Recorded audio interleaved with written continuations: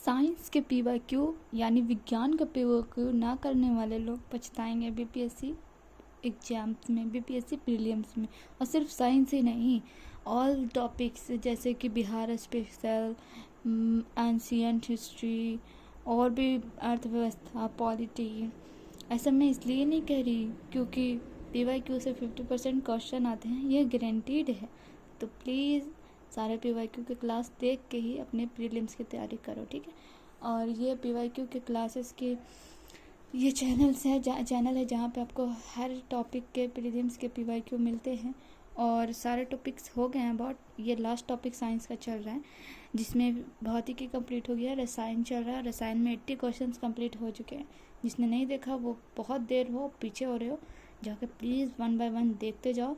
And आज class 5th शुरू हो रही है क्वेश्चन नंबर 81 से, ठीक है। और 60 क्वेश्चन बच रहे हैं, 60 क्वेश्चन बच रहे हैं। तो मैं सोच रही हूँ 2 क्लास में कंप्लीट कर दूँ। तो शुरू करते हैं बिना देरी किए हुए। और हाँ, इस चैनल यानी नूर बीपीएससी क्लासेस पर आपका वेलकम है। एंड क्लास के आखिरी तक बने रहो ताकि आपको पूरा समझ में आए। एंड इसके शॉर्ट नोट बनाते चलो। और अगर आपको अच्छा लगे तो प्लीज़ लाइक एंड सब्सक्राइब करना कभी मत छोड़ना, ओके। तो शुरू करते हैं क्लास नंबर 81। 81 क्या कह रहा है? 81 कह रहा है,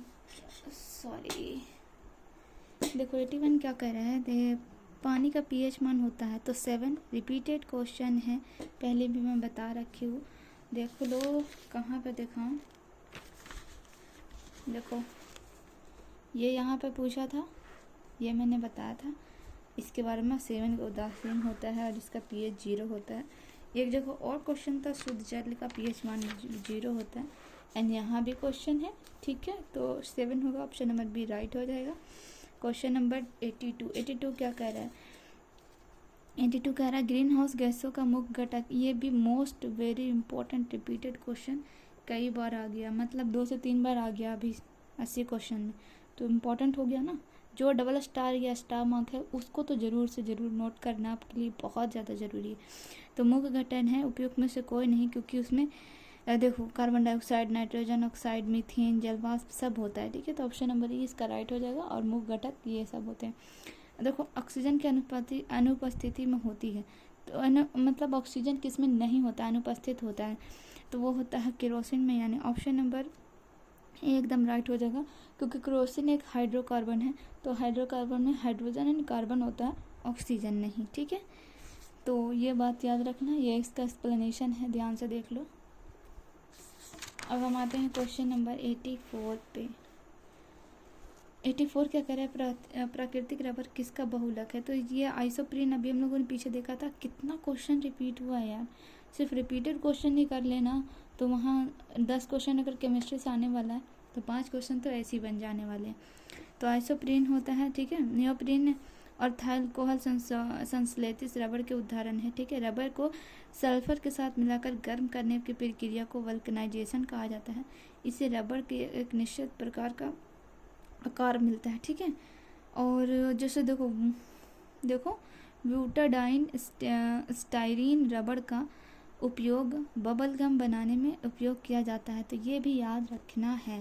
अब देखो ग्लूकोज का सूत्र तो सभी को पता होता है, ग्लूकोज C6H12O6। ये किसका ऑप्शन है? तो ऑप्शन नंबर सी एकदम करेक्ट है। अब आते हैं क्वेश्चन नंबर 86। CO समूह का अबंध क्रम क्या है? तो ये है अबंध क्रम 3, यानी ऑप्शन नंबर डी राइट हो जाएगा।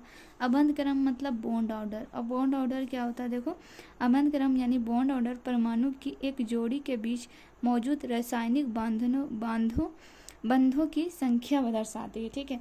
जैसे कि कार्बन और ऑक्सीजन के बीच में 3 बॉन्ड बनते हैं, तो वही 3 बॉन्ड को ही बता रहा है, रासायनिक अभिक्रिया को, ठीक है। अब हम आगे बढ़ते हैं।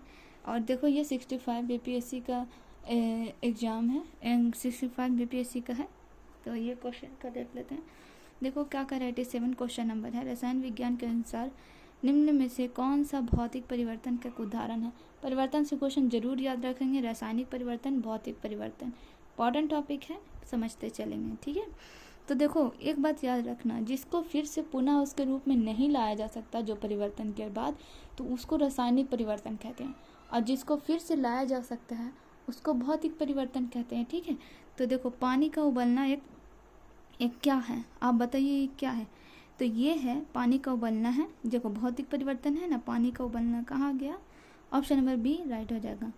पानी उबल रहा है, फिर से पानी उसको बनाया जा सकता है, ठीक है, वाष्प बन रहा है ना, तो फिर से उसको पानी में बनाया जाता है, ठीक है। अब हम आते हैं, और बर्फ़ का पिघलना भी, क्योंकि बर्फ़ अगर पिघला पानी बना देन फिर उसको फ्रीज करके फिर बर्फ़ बना सकते, ठीक है। ये कुछ डिफरेंसेस हैं यानी भौतिक और रासायनिक परिवर्तन के, तो इसको देख लो अच्छे से।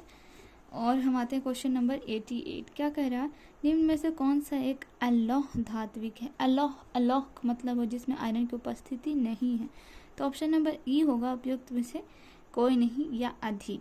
अब इसलिए क्योंकि देखो लौह मात्रा वाला उसे लौह धात्विक कहते हैं, जैसे कि manganese, nickel, tungsten, chromium, boron, titanium और लौह अयस्क आदि जो है, ये सब जो है लौह धात्विक है, मतलब इसमें लोहा का उपस्थिति होता है। अब अलौह खनिज कौन से हैं, जिसमें लोहे के अंश नहीं होते, मतलब लोहे की मात्रा जरा सा भी नहीं होता, तो वो क्या होता है, कोबाल्टीन, तांबा, जस्ता, सीसा, प्लेटिनियम, बॉक्साइड, मैग्नीशियम आदि। ओके, तो समझ गए। अब हम आते हैं क्वेश्चन नंबर 89। ट्यूबलाइटों पर तथा प्रख्नलियों में प्रयोग किए जाने वाला ग्लास किससे बनता है, तो ये बनता है उपयुक्त में से कोई नहीं या अधिक होगा, क्योंकि देखो कांच एक क्षारीय धातु के सिलिकेट का एक अक्रिस्टलीय पारदर्शी समागित मिश्रण है। सर्वप्रथम इसका निर्माण मिस्र यानी इजिप्ट में हुआ था। ओके, अब हम आते हैं क्वेश्चन नंबर 90। क्वेश्चन नंबर 90 क्या कर रहा है, निम्न में से किस धातु का विद्युत चालकता सबसे अधिक है, तो सबको पता होगा, सभी जानते होंगे, तांबा का होता है, रजत का होता है, रजत यानी सिल्वर, इंग्लिश वाले देख लो, सिल्वर, ठीक है। सिल्वर में जो धात्विक विद्युत चालकता यानी कि कंडक्टिविटी, इलेक्ट्रिकल कंडक्टिविटी सबसे ज़्यादा होता है सिल्वर का, देन कॉपर का। ओके, अब हम आते हैं क्वेश्चन नंबर 91। पृथ्वी के वातावरण में सबसे प्रचुर मात्रा में पाए जाने वाली गैस सभी को पता होगा, नाइट्रोजन गैस है हमारा, ऑप्शन नंबर डी राइट। इससे हलवा क्वेश्चन तो कोई हो ही नहीं सकता है, बचपन से इससे सबको देखते आ रहे हो। अल्कोहल को कार्बोक्सिलिक अम्ल में परिवर्तन किया जा सकता है, तो किससे, तो ऑक्सीडेशन द्वारा, ठीक है, ऑप्शन नंबर ए, यानी अल्कोहल को कार्बोक्सिलिक एसिड में बदलने के लिए हमें ऑक्सीडेशन करना होगा। अल्कोहल, इसको अब शॉर्ट में से लिख लो, अल्कोहल इंटू कार्बोक्सिलिक एसिड, ये होगा ऑक्सीडेशन। ओके, ठीक है, समझ गए। अब हम आते हैं क्वेश्चन नंबर 93। नाभिकीय रिएक्टर में नाभिकीय विखंडन से विद्युत उत्पन्न करने के लिए साधारणतः प्रयोग किए जाने वाला तत्व, तो वो है यूरेनियम, यानी ऑप्शन नंबर सी राइट। जहाँ पर भी विद्युत उत्पन्न करने की बात आए ना, तो यूरेनियम को सबसे पहले लेना, क्योंकि ये कम मात्रा में भी बहुत अधिक इलेक्ट्रिक करंट को उत्पन्न करता है, ठीक है। अब हम आते हैं क्वेश्चन नंबर 94। निम्न में से सबसे अच्छा अग्निशामक कौन सा है। अग्निशामक का मतलब है जिसमें कार्बन डाइऑक्साइड होता है, और मतलब अग्नि को बुझाने वाला, आग मतलब जहाँ पे आग लगी है वहाँ पे अगर अग्निशामक को डाल दिया जाए तो आग बुझ जाएगी, तो ये होगा carbon dioxide, option number D right हो गया। अब देखो फायर एक्सटिंग्विशर में होता है डाला हुआ कार्बन डाइऑक्साइड, और भी तरह के होते हैं, प्रेशर से भरा हुआ रहता है, जब हम उस पर आग पे जब हम डालते हैं तो वो अधिक कार्बन डाइऑक्साइड की वजह से भी आग बुझ जाती है। Question number 95। फुलरीन अथवा वकी बॉल कितने कार्बन परमाणुओं का बना होता है, तो ये उपयुक्त में से कोई नहीं या अधिक होगा। ये देखो फ्लोरीन कार्बन का एक अपरूप है, फुलरीन काची एक कार्बन का अपरूप है, याद रखना, जिसमें कार्बन 60 परमाणु होते हैं। हालांकि कार्बन 70, 90, 120 कार्बन के परमाणु वाले फुलरीन भी खोजा जा चुका है, मतलब फुलरीन कार्बन 90, कार्बन 120 भी हैं। इसका उपयोग कई क्षेत्रों में जैसे अतिचालकता, अर्धचालक, स्नेहक, उत्प्रेरक आदि में हो रहा है, ठीक है। अब हम आते हैं क्वेश्चन नंबर 96 क्या होता है। देख, अधिक ऊंचाइयों पर दवाओं अतिद्रवों का क्वथनांक। तो अधिक ऊंचाई जो होती है उस पर लिक्विड का जो मेल्टिंग पॉइंट होता है वो घट जाता है, ठीक है, वो घट जाता है। ऑप्शन नंबर बी राइट हो जाएगा, ठीक। अब हम आते हैं क्वेश्चन नंबर 97। निम्न में से किसका पीएच का मान 7 होता है। अब बताओ, ये अभी तुरंत तो पढ़ के गए ना हम लोग। तो ये हो गया शुद्ध पानी, यानी ऑप्शन नंबर 1 राइट हो जाएगा। और एक और का होता है क्षारीय, सी भी, ठीक है। जो क्षारीय होता है ना, क्षारीय विलयन, उदासीन विलयन, यानी इसमें शुद्ध पानी के अलावा और भी होगा उपयुक्त से एक से अधिक, क्योंकि देखो शुद्ध जल, उदासीन विलयन, सबका पीएच मान 7 होता है, ठीक है, उदासीन का भी, ठीक। तो हम इसको सिर्फ शुद्ध पानी को नहीं मान सकते हैं। ये डबल स्टार मार्क लगाने की ज़रूरत है कि नहीं, 3 से 4 बार इससे क्वेश्चन आ चुका है, ठीक। निम्न तत्वों में से किस में न्यूट्रॉन नहीं होता है। न्यूट्रॉन नहीं होता है तो हाइड्रोजन, क्योंकि हाइड्रोजन में तो सिर्फ एक ही होता है, एक ही नंबर पे है हाइड्रोजन। तो ऑप्शन नंबर सी राइट हो जाएगा। किसी परमाणु के नाभिक में उपस्थित प्रोटॉन की संख्या उस तत्व का परमाणु एटॉमिक नंबर कहलाता है। ओके, अब हम आते हैं क्वेश्चन नंबर 99। गाड़ी में प्रयोग होने वाला क्वार्ट्ज क्रिस्टल होते हैं तो वो होते हैं option number B silicon dioxide. Option number B एकदम करेक्ट है, ठीक है।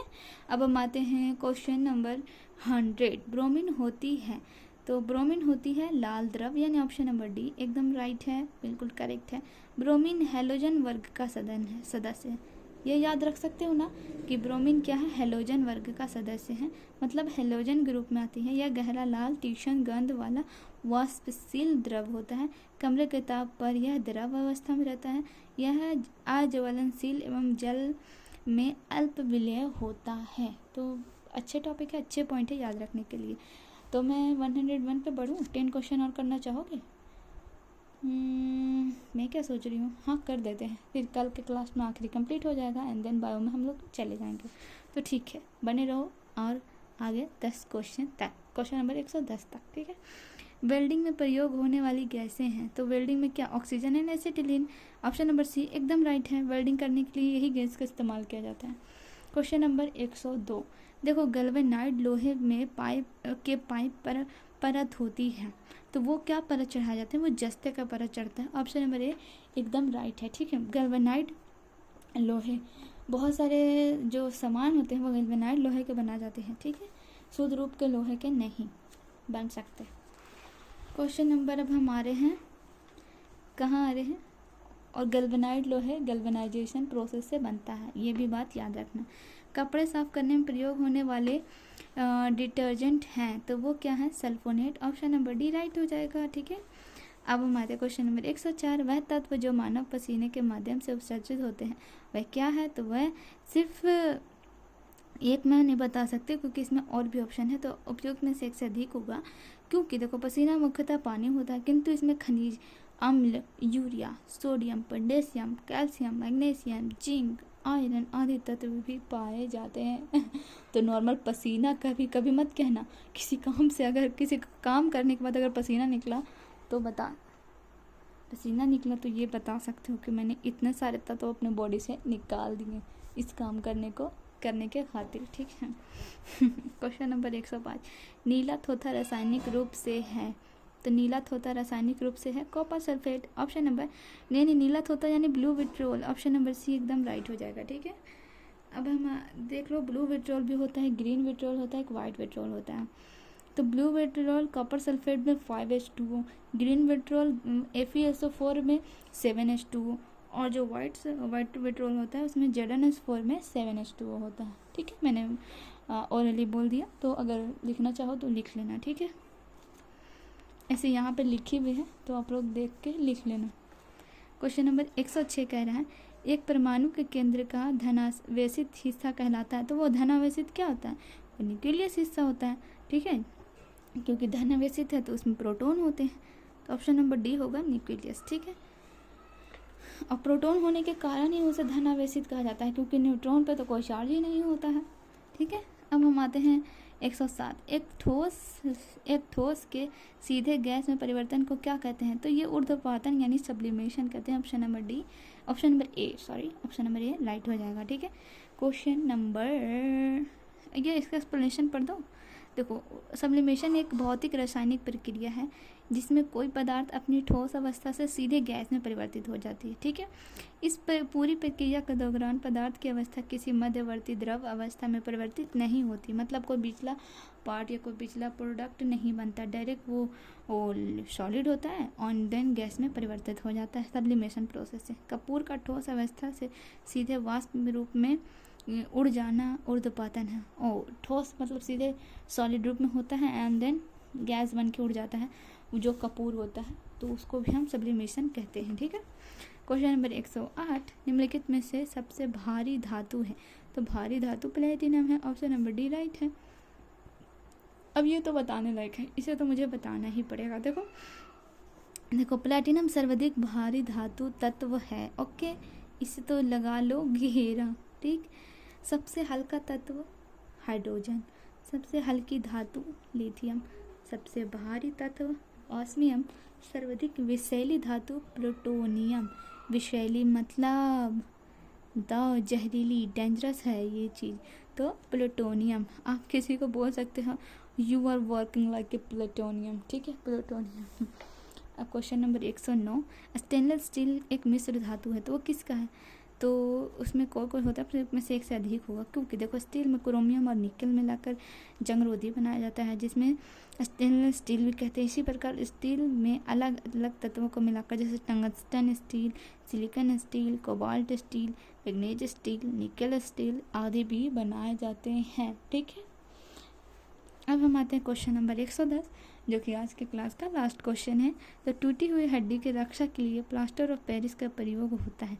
यह एक क्या है? तो ये है एक जिप्सम है। जिप्सम तो सभी पढ़े होंगे ना। तो देखो ये जिप्सम इसलिए होता है क्योंकि जो जिप्सम होता है उस थोड़ा लिक्विड फॉर्म में होता है, थोड़ा हल्का, मतलब लिक्विड फॉर्म में, हल्का लिक्विड फॉर्म। इसमें 2H2O होता है। तो जिप्सम में प्लास्टर ऑफ पेरिस बनाने के लिए इसको हल्का गर्म किया जाता है, क्योंकि हल्का गर्म करने से इसका थोड़ा पानी कम हो जाता है, जिससे हम टूटी हुई हड्डियों के बाहर लगा सकते हैं। ठीक है, पेरिस करने के लिए। ठीक है, तो आज के लास्ट क्वेश्चन पे 110 क्वेश्चन और क्वेश्चन 30 मैंने कंप्लीट किया। तो जिससे भी जो भी यहाँ तक लास्ट तक बने थे उसका थैंक्स, एंड एंड तक बने हो तो प्लीज़ कमेंट में करके जाना, एंड सब्सक्राइब ज़रूर करना, एंड लाइक ज़रूर करना अगर आपको अच्छा लगा हो। और ऐसे PYQ क्लासेस अगर आपको चाहिए, जैसे कि बिहार स्पेशल, अर्थव्यवस्था, पॉलिटी और विज्ञान के भौतिकी, इसे सबके भारत का भूगोल, विश्व का भूगोल सारा मैंने पढ़ा रखा है। तो प्लीज़ चैनल के प्लेलिस्ट में जाओ, अंदर आपको सारे क्वेश्चन मिल जाएगा। तो फिर मिलते हैं नेक्स्ट क्लास में, एंड अगली क्लास लास्ट क्लास होगी रसायन विज्ञान या केमिस्ट्री का। Thank you and bye bye.